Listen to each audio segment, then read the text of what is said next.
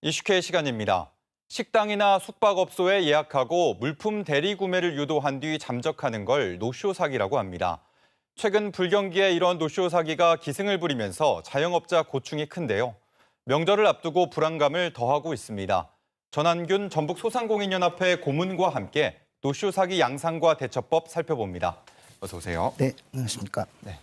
전북 지역 노쇼 사기 피해액이 지난 7월까지 35억 원, 전국 최다 수준으로 집계됐는데요. 전북의 노쇼 사기가 많은 이유가 뭐라고 보십니까? 네, 우선 현황을 보면 올해 전국적으로 발생한 게 2,900여 건이고 총 피해액은 414억 정도 됩니다. 네. 전북에서 280여 건에 35억 정도 되는데요. 네. 다양한 수법이 있고 그다음에 이제 그게 명함이나 이런 기관을 사칭해서 그렇게 수법을 하기 때문에 좀 어렵고, 특히 우리 지역은 경기가 굉장히 어려운 상태여서 이렇게 대량 구매나 또 이렇게 그 많은 사람들이 이게 예약을 하게 되면 네. 일단 우리 소상공인 업자로 봐서는 굉장히 좋은 현상이기 때문에 네. 그걸 좀 의심하기보다는 그걸 그냥 수용을 하다 보니까 그런 사기가 더 많았던 것으로 그렇게 판단이 됩니다. 네. 그러니까 전북 지역이 자영업자가 많은 데다 워낙 불경기다 보니 이런 절박한 심정을 노린 범죄가 더 많이 발생하는 것 같은데요. 네. 앞서 말씀하셨듯이 자영업자를 대상으로 공공기관을 사칭하는 경우가 많은 것 같은데 네. 주로 양상이 어떻습니까? 지금 현재 보면 뭐 특별한 범죄자 조직이 새로 생긴 것보다는 기존의 그 보이스피싱 조직이 타겟과 그 방식을 이렇게 지능적으로 바꾸어 가지고 하는 것으로 이렇게 파악이 되고요. 그다음에 특히 이제 공공기관이나 유명 기업들을 이렇게 사칭을 하기 때문에 사실은 그 신뢰할 수밖에 없는 그런 상황이 되고요. 네.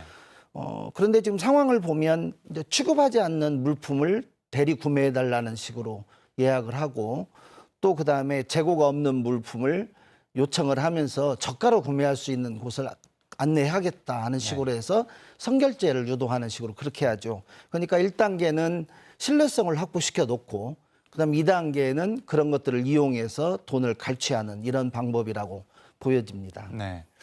그러니까 노쇼 사기는 점점 늘고 있고 또 수법도 다양해지고 있는데 검거율은 그리 높지 않다고 하는데 왜 그렇다고 보십니까?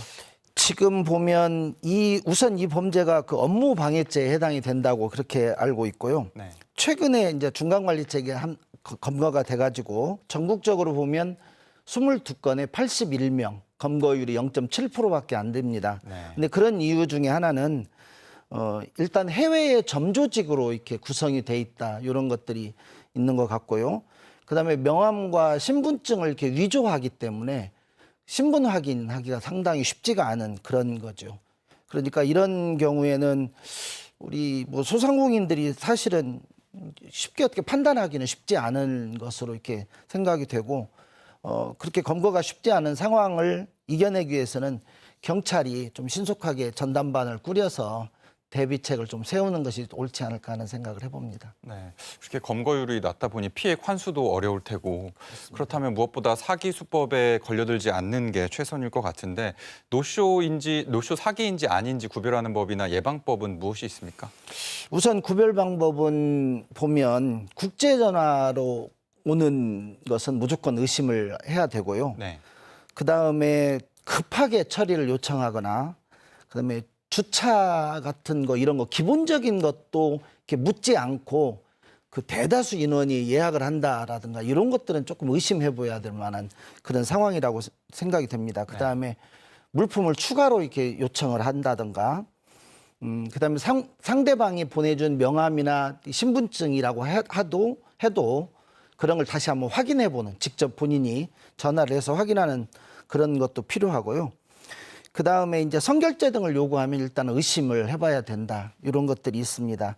그다음에 이제 방지책으로 봐서는 우선 중요한 게 해외 같은 경우는 보통 10%에서 30% 선결제를 이렇게 예약금을 받는 그런 제도가 있는데 우리도 그런 거 도입을 좀 해야 될 필요성도 있을 것 같고, 그다음에 예약 시스템 같은 걸 좀 디지털화 해가지고 상대방의 신분을 확인할 수 있는 그런 거. 그다음에 보이스피싱 같은 경우에서도 나왔던 것처럼 온 전화로 하지 말고 다른 전화기를 이용해서 그 해당 기관에 다시 한번 확인해보는 이런 방법도 방지책이라고 생각을 합니다. 그다음에 이제 증거 자료를 좀 확보를 해서 경찰에 즉시 신고하는 이런 것도 자꾸 필요한 것 같아요. 그래서 사례 수집이 될 수 있도록 하는 것도 예방책이라고 생각을 하고, 가장 중요한 건 뭐 완전 방지를 할 수 있는 그런 방법은 없고, 결국은 소상공인 자체가 조금 더 조심하고 좀 신중하게 확인을 할 필요성이 있다고 그렇게 보여집니다. 네. 그렇다면 노쇼 사기 피해자에 대한 구제책도 필요할 텐데 꼭 필요한 게 있다면 무엇일까요? 예, 지금 현재 그 현행 법규상으로 통신사기 피해 환급법이라는 곳에는 좀 문제점이 있습니다. 그게 뭐냐면 재화의 공급 또는 용역의 제공 등을 가장한 행위에서는 법 적용이 안 되는 그런 상황이 있거든요. 네. 근데 지금 현재 개정안이 국회에 상정돼 있지만 상임위에서 아직 계류 중에 있어가지고 아직 안 된다고 그러는데, 빠른 시간 내에 이런 것들이 좀 대책이 이루어졌으면 좋겠고요. 그다음에 모임을 통해서 사례를 서로 공유하는 게 첫째 필요할 것 같아요. 그다음에 이제 각 직능 단체별로 집단으로 대응을 해서 어떤 이런 사기꾼들이 발을 붙이지 못하도록 해야 될 필요성이 있고, 그다음에 내가 이제 당하지 않고 방어를 했다고 해서 그냥 묵살을 할 게 아니라 그런 것도 널리 알려서 이런 식으로 오더라 하는 그런 것들도 좀 이렇게 공유를 하는 방법이 그렇게 서로 좋을 것 같습니다.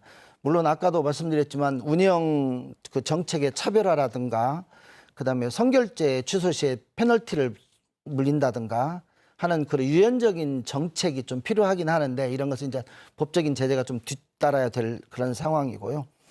그다음에 이제 가장 중요한 것은 피해 신고가 즉시 이루어지면 계좌에서 지급을 좀 정지할 수 있는 그런 기준도 좀 만들어주면 좋겠고, 피해자의 구제 방안을 좀 적극적으로 할 수 있는 방법을 했으면 좋겠습니다. 우리 소상공인 연합회에서도 지금 제도 개선 노력과 노쇼 사기 방지 캠페인을 지속적으로 지금 실시하고 있습니다. 네. 대량 주문이나 물품 대리구매 요청은 꼭 확인해 보셔야겠네요. 네, 여기까지 듣겠습니다. 고맙습니다. 네, 고맙습니다.